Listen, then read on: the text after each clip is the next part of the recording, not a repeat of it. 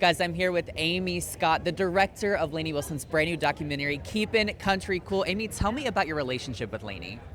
Well, now I can call her a friend, which is an honor. Yeah. We followed her around for a year in her life when it was a kind of a cathartic year of change for her. And so, I've grown really close to her. I think she's an incredible musician and artist. What about her story and her journey was compelling enough to you to want to kind of spotlight her in a documentary sense?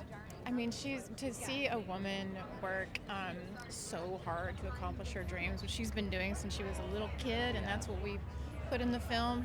They trusted us with home movie footage, and so you can really see that she was not an overnight success. So anytime I see a woman going after her dreams and making it happen, it's really inspiring to me. Yeah. So.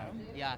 In what ways do you think that fans will see a different side of Lainey in this documentary? I mean, I think she's an incredible entertainer. We know that, but she's also really vulnerable with us and was real. She's the real deal. She's extremely funny.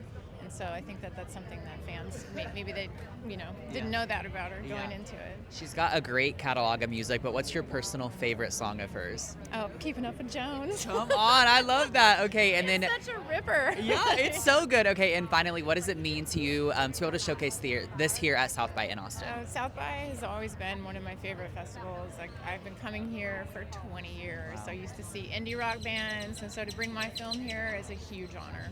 Yeah. Well, welcome back to Austin and congrats on the premiere. Thank you. Y'all, Amy Scott and Lainey Wilson were so amazing. You can check out this brand new documentary coming soon to Netflix, but also check out all of our South by Southwest coverage and more content from A-List at KXAN.com and follow us on social media.